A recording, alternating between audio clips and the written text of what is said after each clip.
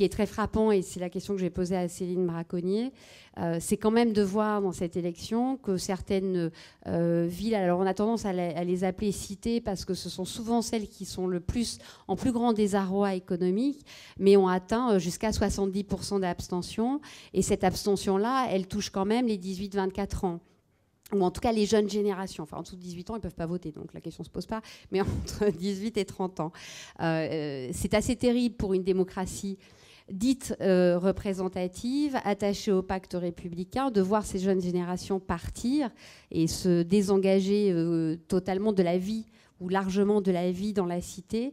Est-ce que tout ça n'est pas le ferment de manifestations qui ne seront peut-être pas encadrées par les corps intermédiaires, mais qui pourraient être violentes?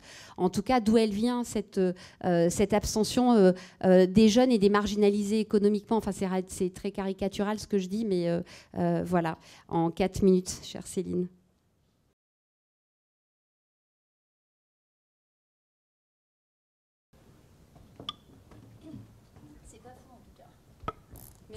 C'est un petit peu caricatural, mais c'est pas faux du tout.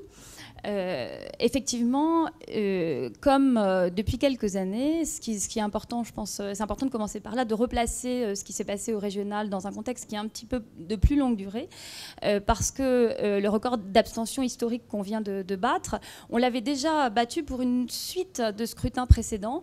On l'a battu lors des dernières législatives de 2007. On l'a également battu pour les municipales et pour les européennes. Donc finalement, le record d'abstention au régional, ça n'est qu'un record de plus dans une dynamique qui est une véritable dynamique de démobilisation électorale, qui ne commence pas d'ailleurs au tournant des années 2000, qui s'accentue effectivement dans un certain nombre de pays au tournant des années 2000, mais que l'on peut identifier dans un pays comme la France à partir du milieu des années 80, où déjà, par rapport à toute l'histoire politique antérieure, on s'aperçoit pour un scrutin comme les législatives qu'on perd 10 points de participation à partir du milieu des années 80, alors que le taux de participation à ces élections-là, qui sont instaurées en 1848, il avait toujours été très élevé et très stable. Donc, ce qui est important de noter, c'est déjà c'est de recadrer les régionales dans un contexte plus long, qui donne un autre sens à ce qu'on vient de vivre. Et effectivement, à chaque fois qu'on observe que l'abstention augmente au niveau national, ce qu'on observe également, c'est que les écarts de participation entre les catégories de la population s'accroissent. Pour cette élection régionale, mais exactement comme pour les législatives de 2007 ou les européennes de l'année dernière, on s'aperçoit que d'une part, ce sont les jeunes qui s'abstiennent le plus. Les deux sondages qui ont été faits pour ces régionales-là, sur les abstentionnistes du premier tour, montrent que les 18-25 ans, les 2 tiers des 18-25 ans se seraient abstenus lors du premier tour des régionales, et le deuxième sondage montre que ce sont les 3 quarts des 18-35 ans qui se seraient abstenus, alors que par comparaison, 1 tiers des plus de 65 ans se seraient abstenus. Ce sont des chiffres intéressants parce qu'ils renforcent, enfin ils vont dans le même sens que ceux mis à disposition par l'INSEE depuis quelques années. Les études de l'INSEE sont extrêmement solides parce qu'elles reposent sur l'analyse des listes d'émargement. Donc ce sont des données fiables. Ce sont les jeunes qui se sont massivement abstenus lors de ces régionales, comme lors de chaque élection au cours de laquelle on observe une hausse très marquée de l'abstention.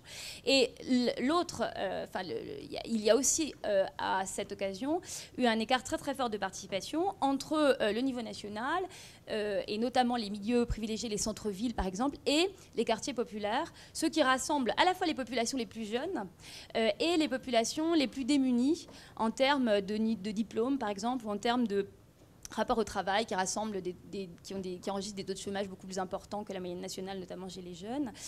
Dans ces quartiers-là, donc, on a enregistré une abstention qui était en moyenne de 20 points supérieure à celle enregistrée au niveau national. Ça signifie très concrètement qu'il y a eu en gros 25% de votants dans ces quartiers. Et là encore, les sondages réalisés à l'occasion des régionales vont dans le sens de ce qu'on enregistre depuis plusieurs années. En gros, 47%, je crois, des cadres supérieurs des professions intellectuelles se seraient abstenus lors du premier tour des régionales. Et c'est le cas de 62% des ouvriers, également de 62% des employés. Sachant que ces études par sondage ont tendance en plus à limiter les écarts, le différentiel de participation. Donc ce qui me frappe, effectivement, c'est qu'on est face à un mouvement de longue durée de diffusion de l'abstention dans toute une catégorie de la population, les plus défavorisés et puis les plus jeunes. Alors, c'est cette abstention qui affecte ces populations. On peut l'expliquer par plusieurs types de facteurs. Donc, vous aurez compris que l'explication par l'enjeu des régionales, pour moi, n'est pas suffisant, étant donné qu'on a enregistré une succession d'abstentions à l'occasion d'autres types de scrutins. Donc, à mon avis, il faut faire appel à des facteurs de plus longue durée. Il y a, donc je vais un peu contredire mes collègues, mais il y a un fort désenchantement, en tout cas dans les milieux qui s'abstiennent, un fort désenchantement à l'égard de la politique, qui n'est plus perçue comme porteuse de changement. Les conditions de vie, notamment dans ces quartiers populaires, vont de mal en pis, et ça se traduit par un désenchantement à l'égard de la politique, une démobilisation électorale. Sachant que, je vais finir par là, ce qui a longtemps particularisé notre pays, par comparaison avec les États-Unis par exemple, c'est que nos milieux populaires votaient. Ils votaient jusqu'au milieu des années 80, autant sinon plus que la moyenne nationale. Donc on a un élément qui est nouveau et qu'il faut expliquer donc par référence au désenchantement, mais aussi par d'autres facteurs structurels sur lesquels on aura peut-être l'occasion de revenir, hein, notamment le désintérêt très marqué pour la politique, la faible compétence politique dans les milieux à faible niveau de diplôme, et aussi la déstructuration de l'encadrement politique des milieux populaires. J'espère qu'on aura l'occasion de revenir là-dessus, parce que ce sont des facteurs importants sur lesquels on insiste rarement.